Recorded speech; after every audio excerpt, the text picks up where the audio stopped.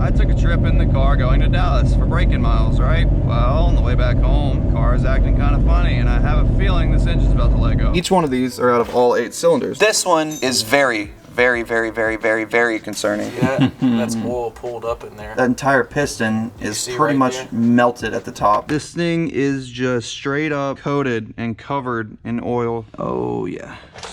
Sweet. Oh boy. No, it's just coated with something. It's not even melted at all. It appeared that all of this was actually chunks taken out of the piston that had gotten burnt off. So why is every cylinder burning a crap ton of oil? And why is there spark plugs that are completely melted, but no pre-detonation on the heads or the pistons or the cylinder walls or anything?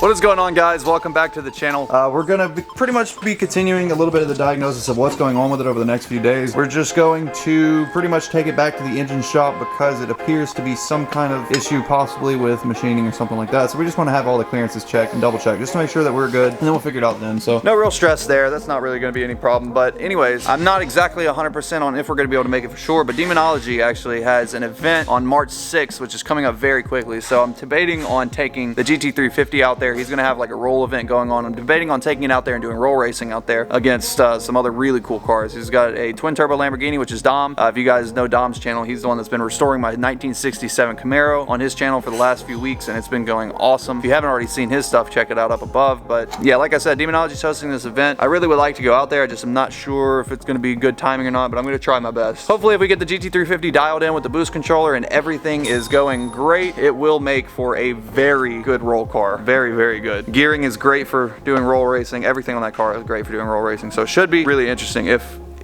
everything goes smoothly. So I had plans on taking the GT here, taking it out there as well, but some hiccups, some mild inconveniences happened. But anyways, yeah, we're gonna get the engine and trans separated. We're gonna get this block off of the K-member, set onto a pallet, because we're either gonna have to ship it out to RPG to get it looked at, or we're gonna get the engine builder that actually assembled this, the engine shop. We're gonna bring it to them, and hopefully the machine shop will warranty it. If not, then we're just gonna send it off to California and go straight RPG, let them rebuild the whole thing. But we're just gonna move it out of the way, get the K-member put back up into the car, so that way we can put wheels on and have it as a roller again, just to be able to move it around, and then pull the GT350 in here. So that's pretty much it. By the way, guys, if you missed our second channel video that was uploaded, there's a new video up now. We shot a nitrous bottle full of nitrous. This thing had 20 pounds in it, which made the entire thing 45 pounds. It's a really cool video. If you are not already subscribed to my second channel, you really need to do so. You can click up above, go check out the channel, go hit subscribe, turn notifications on, and watch the new video, all that good stuff. So anyways, let's get this thing off the lift and finish up the GT350 now that's broken in, and let's make some power. So sad. Almost had it running again. I'm telling you, this car has got to be cursed now. I'm renaming it to something heavenly. What do you want to name it? Let's come up with a name. What's something heavenly that's going to bring good karma and everything is going to work perfect in it? It's killing engines to the point where even if I think it's running, it's going to try to kill me next. Everything in here looks good. To be expected though. All I did was drive 300 miles. Dug the MT82 carrier. It's all too familiar sight. Mantic, I love your shit, but we're tired of seeing it. I don't want to keep opening it up and seeing the damn clutch. It's one of those pretty things you look at once and then you say, oh, it's nice to see you, bye-bye. Next time we put an engine in, we're not even breaking it in. We're just gonna use our 48-hour window to our advantage. We're just gonna go straight racing it. I feel like we're like a system now because we've done this so many times. We know exactly what to do. It's not necessarily a good thing. No, it's not a good thing. All right, so we've got the engine mount bracket on the back right here. We're gonna lift it up real quick and put it on the engine stand. And then after we get it up on the engine stand real fast, we're going to, we called the engine builder just a second ago, and we got clear from him to pop this piston out. He said, pop that piston out real quick and send him a picture. They want to see what it looks like. Basically, they've got a backlog of cars and engines and stuff like that right now. So they're about 2 weeks out before they could even work on it. So he wants to just see what it looks like just to figure out if we even need to take it to him right now or not. So we were kind of hesitant on doing this earlier because again, the engine, short block at least, was assembled by the engine shop, and we didn't really want to bust in there because it came with a warranty, so without their permission. But now they're requesting that we pop that one piston out and send them a picture since they've got a backlog right now. Luckily, we just got distilled water here, so that should evaporate, but we do have a lot of oil, so we do want to catch that oil here shortly. Yeah, there it goes. I see that. really goopy. All right, well, we've contained most of our spill. We didn't get any oil on the ground, so that's good. Now we're gonna go ahead and pop off this oil pan. That way we can get access to our crank, bust off 2 rod bolts, and send this piston out. I like how there's 10 mils here and then 8 mils at the back. Yeah, these are from the Chevy torque tube cover. Yeah, so I figured if we integrated some Chevy, this one might stay running, but apparently it still didn't. That's actually probably why it broke so fast. You put Chevy parts on it. Yeah. Even bolts, and it just falls apart immediately. Maybe not, but maybe. Yeah, so. Oil pan actually doesn't look bad. No metal in there, which means that we're at a decent chance for good bearings, even though it did run pretty low on oil, but never lost oil pressure, like I said. So take off our pickup tube here, get our windage tray out of the way, and then we'll have access to our crank bolts, rod bolts, sorry. I know, I love this thing. It's actually really cozy today. Oh, and the gloves to match. What hat we got on? Oh, what hat we got on? Oh, the Don't Lose Sight hat? You might need to hit up SK and see if they need, like, dressed up for a photo shoot. Some what? Like model for a photo. Oh yeah, dog. That would be funny. I'd hate to take all y'all's ladies from me. Alrighty, there we go. Pickup tube is off. All right, this is our one that's super carbonated. Yep. Okay. Super carbonated.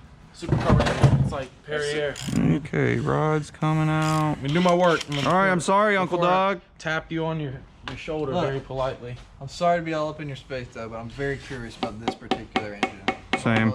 I would not be over here. Even though it is a temporary engine, there's still a good bit of money tied up into it, so I'm curious of what in the hell is going on here. Get up all up in your biz. Oh, smart right there. I see what you did. Slug is very smart. He's a very good mechanic. Slug. Looks good. Bearing looks great. Bearing looks good. Crank looks good too. We do have an indicator here, so we're gonna make sure that we get all of our caps back on the same orientation. I don't know which option I really want to have better. I don't know if I want it to come out and us find something, because at least we would know what happened, or if I want it to come out and not find something. Okay, I'd rather find something. Definitive answers are always better than guessing. Amen on that one. A little skirt wear. No, not real bad, honestly, but, well. Nobody's gonna look yet. Come on. Come on, Slug.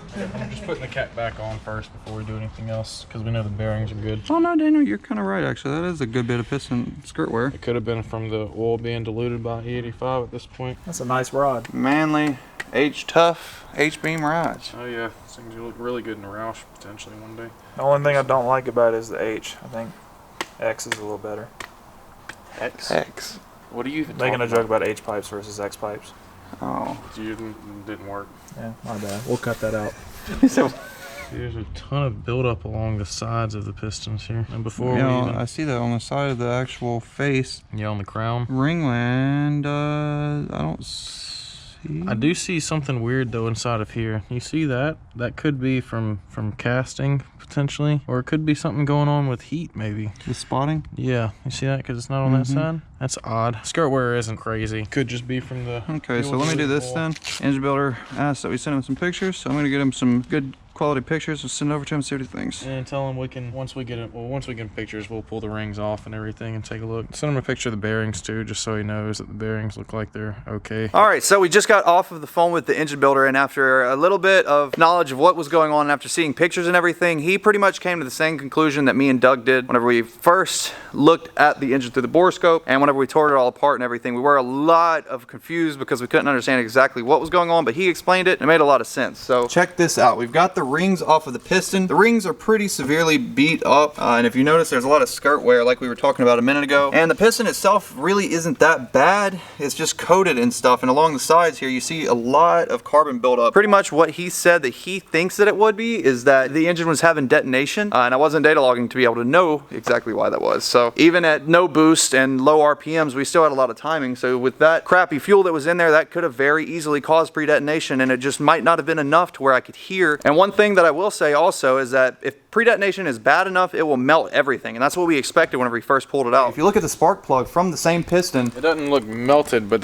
you see all this buildup? It's just detonation. It's like slag almost. It's like pre-igniting the fuel, causing it to not burn clean, and then it's almost like welding slag that's being added up, and then the rest of this you see is oil buildup from the problems on the top of this. And with it burning like it was getting really hot inside of there, so it just melted the rings. Not all the way, it didn't burn them off all the way, but because of it, and also because of the pre-detonation that was happening, every time that it was pre-detonating, it's shaking the piston around in the cylinder. And whenever it does that, it does not allow for a complete seal, because typically what happens is the piston actually just floats inside of the cylinder wall, and the rings are what seals the gap between the piston and the cylinder wall. So what happens whenever you have pre-det is it's jerking that piston back and forth inside of the cylinder wall, which is actually allowing for oil to escape around it, because momentarily each time that's going up and down, it's pulling the piston and the ring away from the cylinder wall, if that makes any sense. And that can cause the rings to basically oblong and not be, basically cause hot spots on the rings. And see, I really would have loved to be able to see this exact thing. Like I told you guys, we were going down the interstate whenever all this happened, and it was nighttime. It was 20 degrees outside, so the windows were up. I would have loved to see what was happening if it was daytime, and to see as we're driving down the interstate for 2 hours on bad gas, 2,000 RPMs, we're just cruising. Over time, what was happening is, like I said, it was just barely small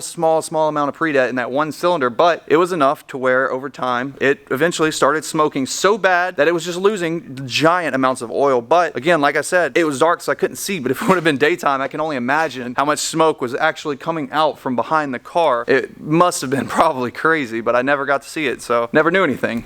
And it's not even all just coming from one cylinder either. It's part of it becomes a crankcase issue where it pushes all that back into the bottom side of the intercooler, and then all of that's getting recirculated back, of course, into all of the other chambers as well. So that's why, you know, you're just exponentiating the issue at that point from one cylinder being bad to pushing all the oil into other cylinders. And that's probably why we've got this weird spot here too. You can see it was knocking around inside there. Yeah, that's what I was gonna say too. This The liner reason for the excess skirt wear there, if you notice, is because remember I was saying that detonation shakes the piston inside of the wall. Every time that it was going up and down and having pre-det and getting shoved all around in there, it was just basically slamming the piston into the side of the cylinder wall. Luckily though, if you saw whenever we had it flipped over, there is not a lot of wear on the cylinder wall, which means we didn't damage the cylinder walls enough to even have to worry about it. So we'll be able to hone it out and slap it all back together. So it is sucky. It really does suck, the fact that we're doing all of this over the fact that we got bad fuel. But hey, that's just part of it. It's race cars, right? The solution that we have is to pretty much get new rings. So we're gonna get total seal rings for it. We're gonna get an entire ring set, replace all the rings, hone the cylinders, and then after we hone them, we're gonna take the pistons, get them all cleaned up with the fresh new rings, throw it all back together, head gaskets, head studs, etc. Get it all back put together. Then after that, we are going to completely restart with tuning. Palm Beach Dyno is going to be helping us in pioneering the tune for this car, so I'm really looking forward to it. If you guys want to go check them out, you can go check them out and give them a shout out, whatever. But it appears that we're turning a bad situation into a good one. It looks like we have found out how we lost 6.5 quarts of oil on a brand new engine, and it does appear that it was because of pre-detonation, which again, the car was previously tuned by VMP, so it's not their fault by any means. They tuned it for E90, like I told them, that only goes in this car. It's not VMP's fault by any means. It's not the engine builder's fault. It's not our fault. It's not anyone's fault. It's just the fact that we had a tune set up for E90. We threw pretty much E60 in it, and because of that, we had pre-detonation that overheated that one cylinder, burned up the rings. So luckily we got away, and we didn't try to figure out and diagnose any further. Once we found out that it was having even the slightest problems, we immediately killed it, took it home, pulled the engine, and that's what we found. So we were lucky to catch it early enough that we don't have any serious issues. So we were able to salvage pretty much everything that was going to go wrong here. So that is great. Really, really happy about that. Yeah, I mean, other than that, that's pretty much it. So yeah, I feel very relieved to at least have found out what was the issue. I'm also very relieved to find out that it wasn't anything that I did. It wasn't anything that Doug did while assembling it. It wasn't any mistake made by either of us. It wasn't a mistake made by the engine builder. We had a little bit of guesses of what it could have been, but I'm glad that it wasn't any of that. Glad that it didn't damage any of the parts. So we should be able to get away with rings, a new hone on the cylinders. Probably gonna have to get new cams and cam cats, but honestly, that's not a huge deal. Slap it all back together and then send it. So I don't know. I guess I'm excited about it. So anyways, guys, thank you so much for watching. Make sure you drop a like on this video, hit that subscribe button. And by the way, guys, if you want to go join the channel and hit the channel memberships button, you can go to the channel right now, go up to the top, click join next to where it says subscribe, and it will actually allow you to get entered into our memberships program, which we're gonna have a lot of cool features and perks on there, like early access to videos, custom emojis next to your name whenever you comment, private podcasts for like Q&A stuff. We're gonna have all kinds of stuff. So if you guys are interested in checking that out, make sure you go hit that join button, go support the channel. We're gonna try to do a lot more cool stuff in the next few weeks, trust me. But we're gonna get this K-member put back up into the car, move it out of the way. In next video, we're putting a boost controller in a GT350. So for now, see you guys later, and I'll see you next video.